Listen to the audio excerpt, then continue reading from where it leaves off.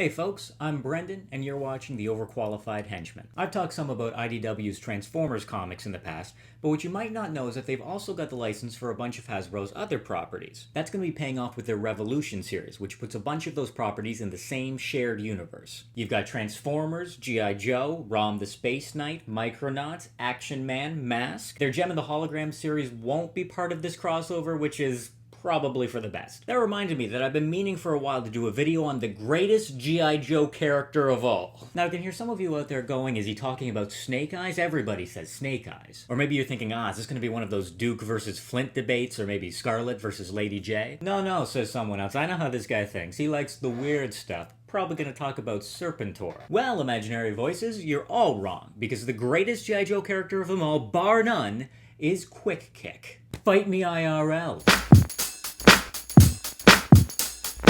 A real American hero, G.I. Joe is there. Now, just like Transformers, G.I. Joe has a lot of different continuities. You've got multiple cartoons, multiple comics, multiple toy lines. So to be clear, I'm specifically talking about the version of Quick Kick from the Sunbow-produced cartoon of the mid-80s. Quick Kick first appears in the episode The Pyramid of Darkness Part 4, Chaos in the Sea of Lost Souls, which is already so metal. See, Tomax and Xamot have teamed up with Cobra to create the Pyramid of Darkness, which is a pyramid of metaphorical darkness in that it prevents electronics from working on most of the planet, but also a pyramid of literal darkness because, of course it is. G.I. Joe has sent teams across the globe to try to destroy the pyramid's control cubes, which brings us to the Arctic, where Alpine and Bazooka are stuck on an ice floe about to be eaten by leopard seals. Alpine is the sarcastic mountain climbing guy with the little mustache, and Bazooka is the football pads monosybolic guy with the big mustache. They're sort of the Bert and Ernie of G.I. Joe. Storm Shadow, presumably happy to finally be somewhere where his white ninja outfit actually makes sense, is on shore with some Cobra troopers laughing at our heroes, when out of nowhere comes a flying pair of nunchucks. And so we get our first look at Quick Kick. No shirt, no shoes, no problem. He takes down the Cobra troopers, he takes down Storm Shadow, he quotes John Wayne. He saves Alpine and Bazooka, and while name-dropping Robert Redford,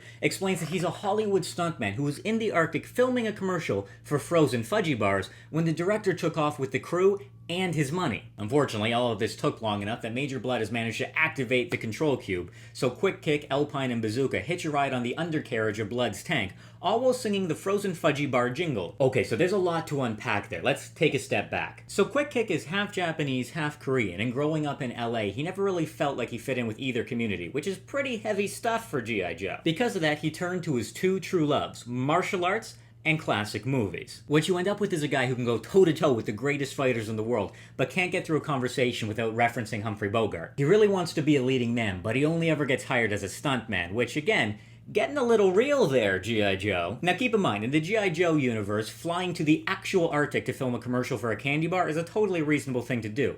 But the calm way that he explains that he was literally abandoned there by the director and crew tells you a lot about Quick Kick. I mean, think about it. Abandoned in the Arctic without so much as a pair of socks, and he comes across a bunch of ninjas trying to feed a couple of random dudes to some leopard seals, and his main dilemma is, do I quote a fistful of dollars or the good, the bad, and the ugly? Also, he introduces himself as Quick Kick because in the G.I. Joe universe, everybody has a cool nickname that conveniently tells you what their skill set is. Now, Quick Kick, Alpine, and Bazooka manage to find a hidden location of Cobra Temple and crash a plane and a helicopter in the process of getting back to G.I. Joe headquarters. Apparently, this is more or less how G.I. Joe recruits all of its members, because from that point on, he's just part of the team. Well, at least when he doesn't have an audition to get to. In later episodes, we see Quick Kick teaching martial arts at a college, which is where he meets his girlfriend, Amber. Naturally, the rest of the Joes assume the only way somebody would date Quick Kick is if they were a Cobra spy. I mean, sure, the movie quote thing probably gets pretty old pretty quickly, but the guy refuses to wear a shirt and is like 90% abs by volume. I feel like there's not a big mystery there. When Cobra kidnaps some of the Joe's family members, we find out that his real name is MacArthur Ito, named after two World War II generals, because, again,